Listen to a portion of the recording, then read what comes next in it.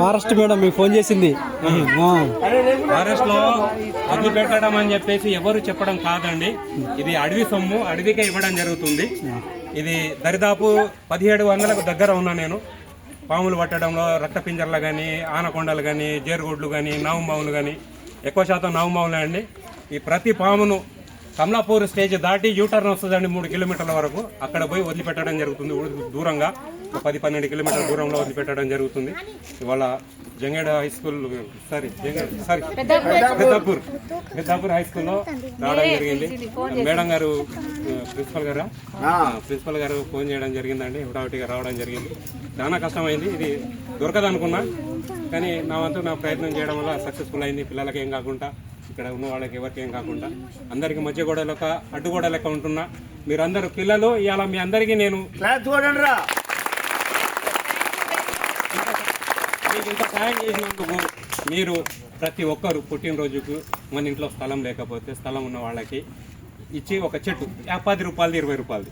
ఎందుకంటే చెట్టే జీవితం, చెట్టే సర్వస్వం, చెట్టే మనగడ. ఎందుకంటే చెట్టుతోటి మనకు వడ్లు, పండ్లు, ఫలాలు, జామకాయ, మామిడికాయ అన్ని చెట్లతోటే లాస్ట్కు ఆయుర్వేదం కూడా. ఇప్పుడు ఇంగ్లీష్ మందులు వచ్చి ప్రపంచంలో తాండవం ఆడుతున్నాయి కానీ ఒక 40, 50, 60, 100 సంవత్సరాల క్రితం వరకు ఆకు ఆల్మ ఆయుర్వేదం చేసి గాయాలను నయం చేసేదండి.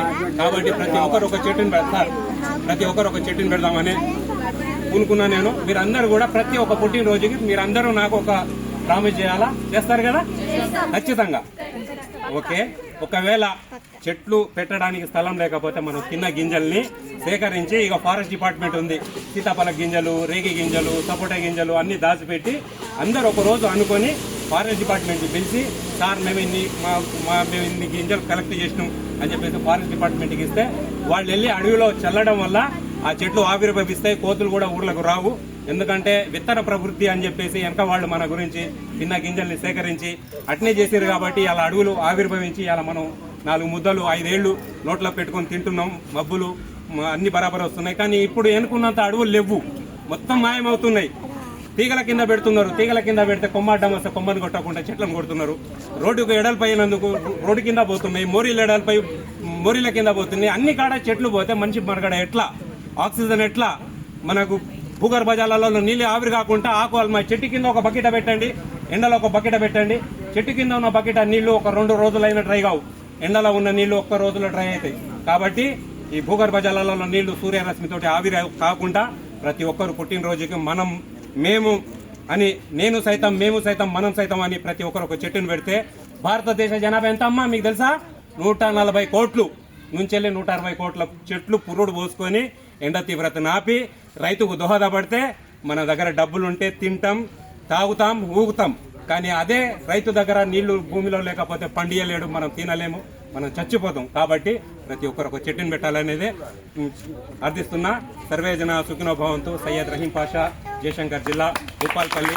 817 నేను 10 లక్షలు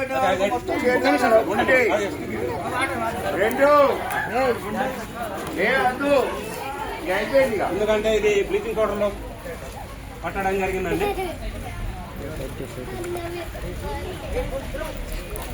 ఓకే, ఒక బాక్స్ మూత తీసి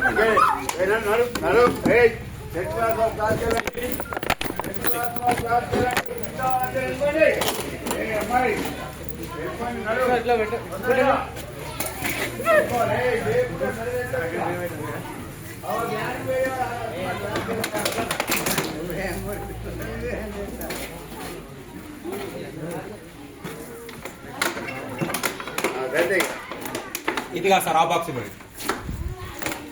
సెల్ పడుతుందా?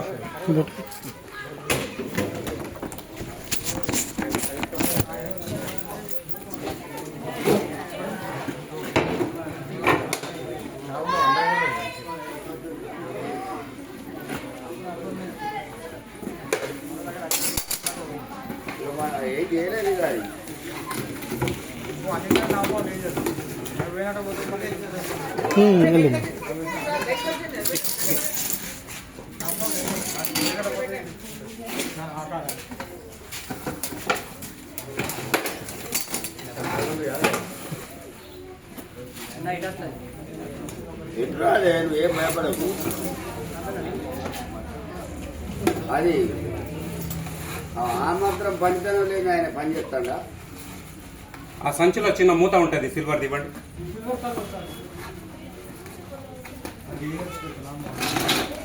ఇచ్చి పోసిందండి.